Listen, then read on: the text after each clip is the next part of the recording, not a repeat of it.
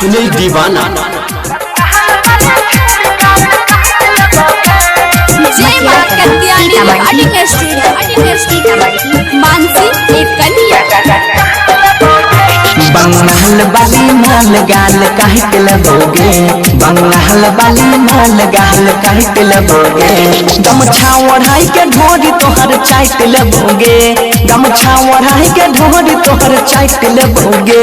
बंगाल वाली बंगाल वाली बंगाल वाली माल गाल काट लगोगे, बंगाल वाली छोरी गाल काट लगोगे।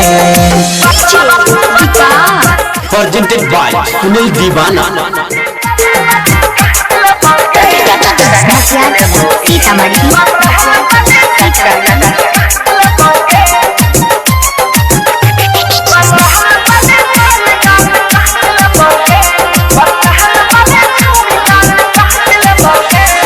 मच के मारे ठुमका ता चौकी हिलै छै, लहंगा उठाई के नाचे मजा खूब मिलै छै। मच के मारे ठुमका ता चौकी हिलै छै, लहंगा उठाई के नाचे मजा खूब मिलै छै। चोली पधा के गोली पाजा साइट लेबोगे, चोलिया पधा के गोली पाजा साइट लेबोगे। बंगाल वाली बंगाल वाली बंगाल वाली छोरी गाल काट लेबोगे, बंगाल वाली माल गाल काट लेबोगे। प्रेजेंटेड बाय सुनील दीवाना।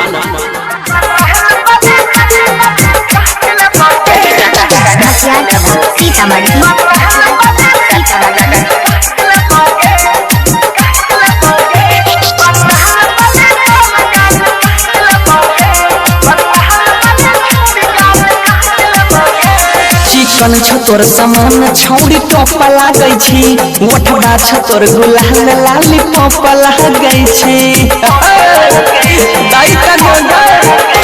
चिकन छ तोर समान छौड़ी टॉप लागै छी, ओठबा छ तोर गुलाल लाली पॉप लागै छी। सोनू या बंसी धोर फूल नाइट लगोगे, सोनू या बंसी धोर फूल नाइट लगोगे।